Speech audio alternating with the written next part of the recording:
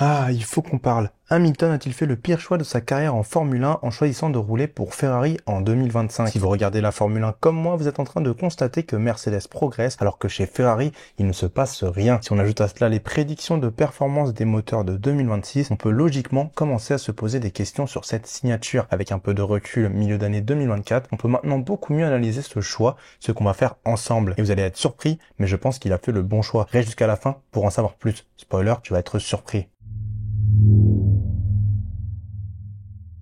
Personnellement, comme vous, j'ai été choqué lorsque j'ai appris qu'Hamilton allait quitter Mercedes en fin d'année 2025, et encore plus quand j'ai appris que ce sera pour la Scuderia Ferrari qu'il quitte l'écurie allemande. Certes, dans les dernières années, cette écurie n'a pas su lui donner ce dont il avait besoin pour chercher ce 8e titre, mais ça reste l'écurie qui lui a permis de devenir un septuple champion du monde en Formule 1. D'un côté, cette écurie lui doit tout, mais lui aussi doit quasiment tout à cette écurie. Et comme Toto Wolff l'a dit, Mercedes est prête à tout faire pour lui offrir ce 8e titre de champion du monde. Avoir une telle position au sein d'une écurie est extrêmement compliqué et je pense que c'est le seul à avoir eu cette position dans une écurie dans la F1 moderne. Et le dernier était sûrement Schumacher en 2012. Donc une question se pose, pourquoi partir ?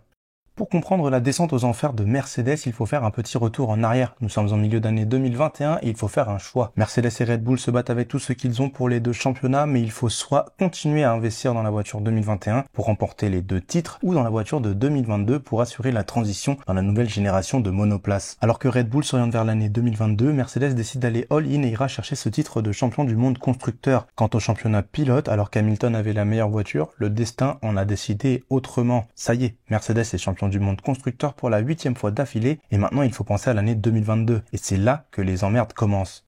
Lors de la présentation des monoplaces annuelles, Mercedes présente une monoplace plutôt banale. Mais sous cette forme banale se cache un concept révolutionnaire, une monoplace sans ponton. L'écurie et les pilotes sont plutôt confiants, mais lors des essais libres, un problème inattendu surgit de nulle part, rendant le concept obsolète, et ce problème est visible à la vue de tous. Les monoplaces ont du bouncing et du purposing, et je ne vais pas entrer dans les détails de ces problèmes, mais ils obligent l'écurie à brider leur monoplace. En plus de réduire la performance des monoplaces, ce problème fait physiquement mal aux pilotes, car sauter sur les lignes droites à plus de 300 km/h, je peux vous promettre que ça fait pas du bien. Mais bon, un concept ça s'abandonne, mais pas quand on s'appelle Mercedes et qu'on croit qu'on est meilleur que tout le monde. Car du coup, au lieu d'abandonner ce concept, Mercedes a préféré se battre et essayer de faire marcher ce concept à tout prix, car au simulateur ça marche et c'est triste à dire, mais cette arrogance coûtera 2 ans à l'écurie Mercedes, et pour un pilote comme Hamilton qui n'est plus tout jeune, 2 ans c'est long et il a sûrement dû se poser la question, est-ce que je vais réussir à gagner ce 8e titre avec Mercedes ou est-ce que je perds mon temps? Car Hamilton est un gagnant et si c'est pour à peine faire des podiums, et ben ça sert à rien. En fin d'année 2023, le concept sans ponton de Mercedes est abandonné, mais Hamilton a fait son choix. L'année 2024 sera sa dernière année chez Mercedes et il conduira une Ferrari en 2025 aux côtés de notre monégasque préféré. Rattraper le premier en Formule 1, c'est toujours très compliqué. Qu'importe l'écurie dans laquelle tu es, normalement ça ne se fait pas en un an. Donc quand Mercedes a abandonné sa philosophie sans ponton en fin d'année 2023, Hamilton a dû se dire que la remontée allait être longue. Ajoutez à cela le fait qu'en 2026, on change de réglementation, et ben potentiellement, c'est 2 ans à la poubelle, donc il faut agir. Le début d'année 2024 de Mercedes est bof, comme on pouvait s'y attendre, mais à la surprise de tout le monde, depuis le Canada, la Mercedes est excellente. Depuis le Canada, ça fait 6 courses, et Hamilton en chiffres, pendant ces 6 courses, c'est 2 victoires, 2 3e places et 2 4e places. Et sachant que devant McLaren s'est ajouté au combat, ce sont des résultats exceptionnels. Surtout quand on sait qu'il a eu beaucoup de mal à s'adapter à cette nouvelle ère de la Formule 1. Il s'est souvent fait battre par son coéquipier George Russell, mais dès que l'enjeu est la victoire, Hamilton est de retour. Il est actuellement à 120 points derrière Max Verstappen, mais la Formule 1 reste la Formule 1 et tout est possible. Je pense qu'au fond de lui, il le sait. Il a peut-être fait une très grosse erreur en choisissant de signer pour Ferrari, mais au-delà du court terme, qu'est-ce qu'il perd vraiment ?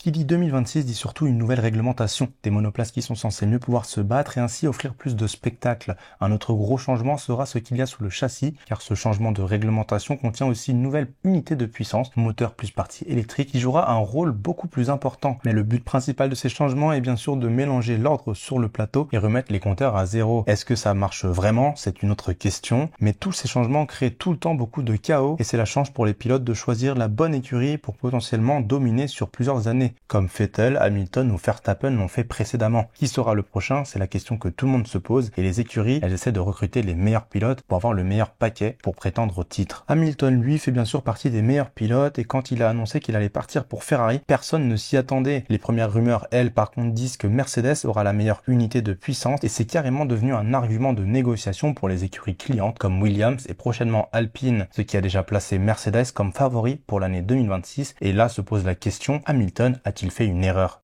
Pour faire court et enfin répondre à votre question, je pense qu'Hamilton a fait le bon choix au-delà des rumeurs d'une Mercedes favorite alors que c'est quand même dans très longtemps et qu'on sait que Mercedes peut aussi faire des erreurs, et bien ça reste la roulette pour l'année 2026. Si Ferrari ne se bat pas pour le titre en 2025, ils auront tout le temps pour préparer l'année 2026 et Hamilton, lui, aura tout le temps pour arriver dans cette nouvelle écurie plutôt spéciale. On n'oubliera pas qu'Hamilton n'est plus tout jeune et comme un certain Vettel l'a dit, tout le monde est fan de Ferrari, donc si c'est son kiff de rouler pour la Scuderia au moins une fois dans sa carrière, eh bien c'est maintenant ou jamais. Une fois chez Ferrari, il faudra être patient et battre Leclerc, mais l'enjeu va plus loin car s'il gagne et il devient champion du monde avec Ferrari, il deviendra incontestablement le plus grand pilote de tous les temps. Et toi alors, tu penses qu'Hamilton deviendra le plus grand pilote de tous les temps? Dis-moi ce que tu penses dans les commentaires, j'ai hâte de lire tout ça. Si tu es resté jusqu'à la fin, 1000 fois merci. N'oublie pas de liker et t'abonner, ça fait vraiment plaisir. Allez, à très vite.